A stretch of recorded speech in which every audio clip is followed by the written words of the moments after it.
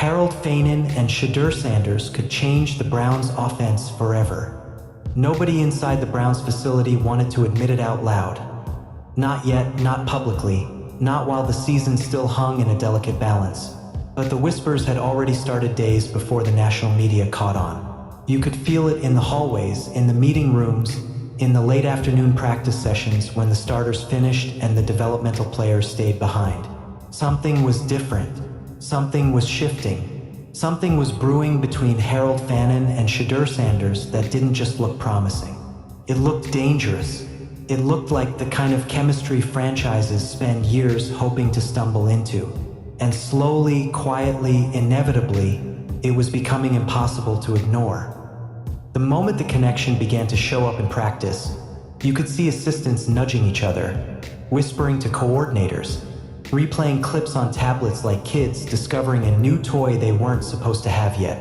It wasn't just the catches FANIN made, it was how he made them. The way he released off the line, the way he adjusted mid-route, the way he carried that rare combination of size, smoothness, and violent control that makes defensive coordinators lose sleep.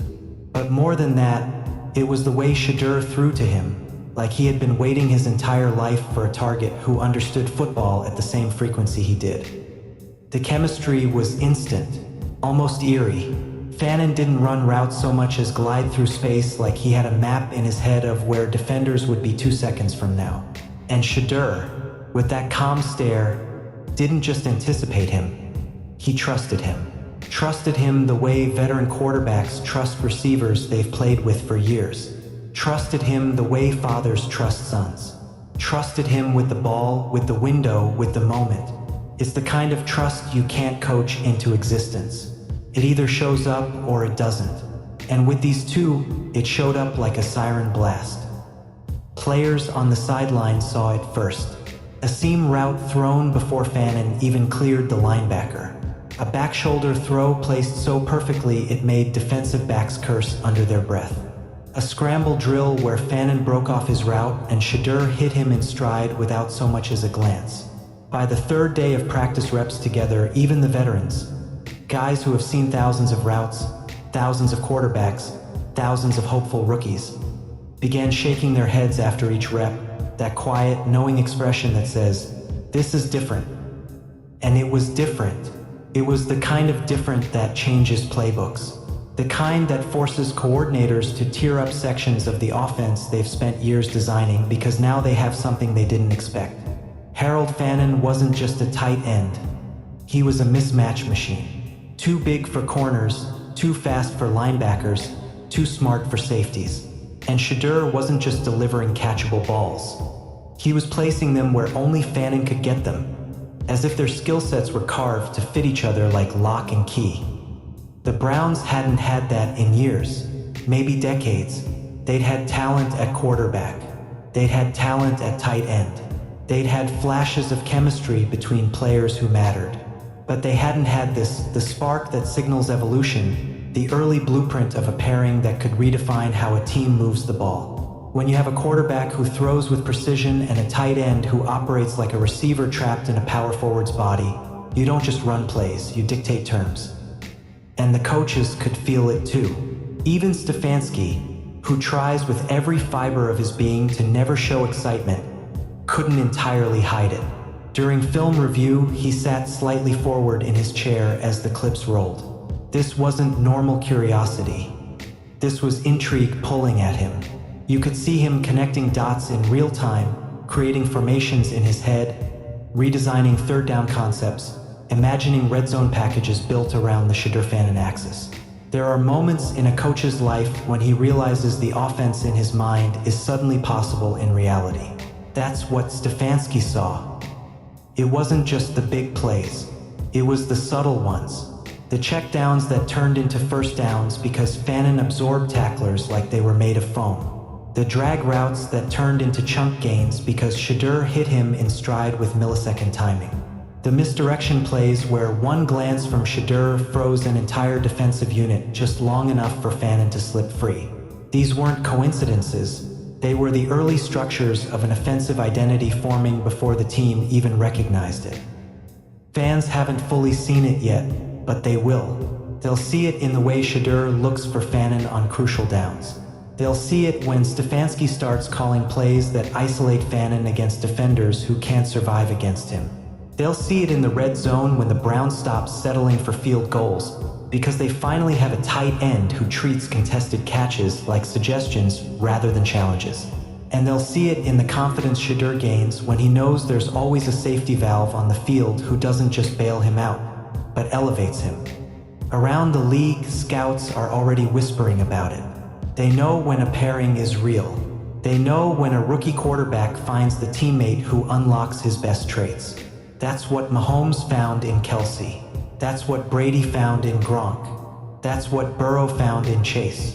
Every great quarterback has that one connection that makes the game slow down, that gives him a weapon teams can't erase, that elevates him from good to inevitable.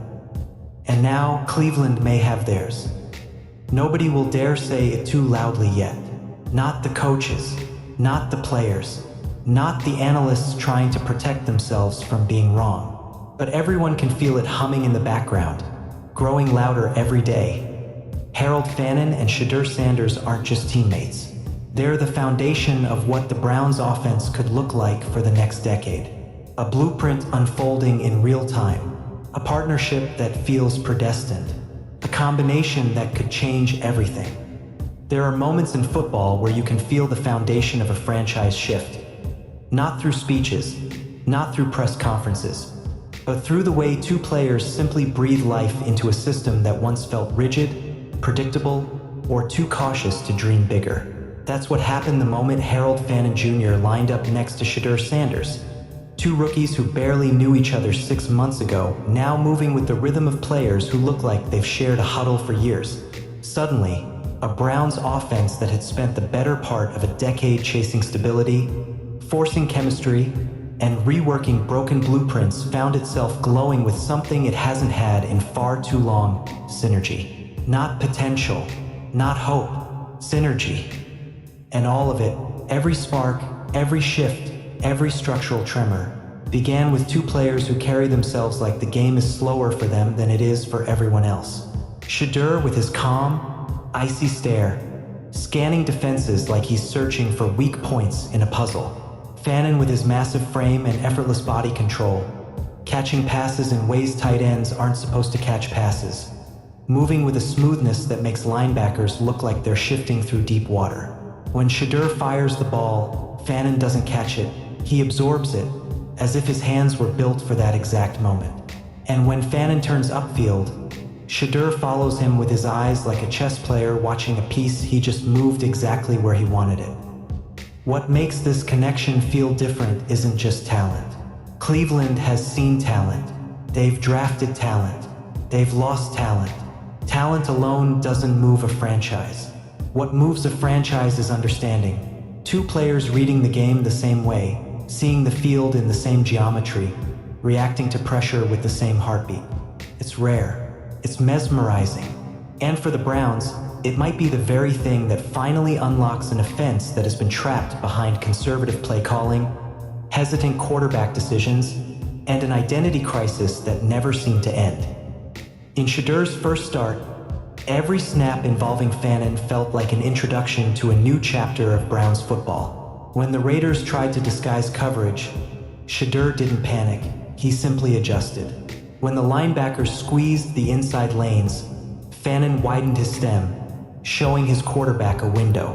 When the safeties crashed the flats, SHEDEUR checked to a seam, and FANIN ran it like he'd been waiting for the moment since OTAs. It wasn't improvisation. It wasn't luck.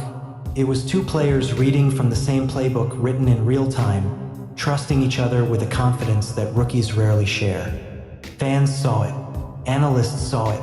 Even Raiders defenders, after being asked what made SHEDEUR look so comfortable, admitted that the presence of a tight end like FANIN changes everything. He's a safety blanket who doesn't just create comfort, he creates mismatches. He forces defenders to play honest because if they cheat, SHEDEUR will find him every time. And in a league where disguise is a defense's most powerful weapon, having a tight end who can destroy one-on-one coverage and a quarterback who can punish hesitation becomes a nightmare.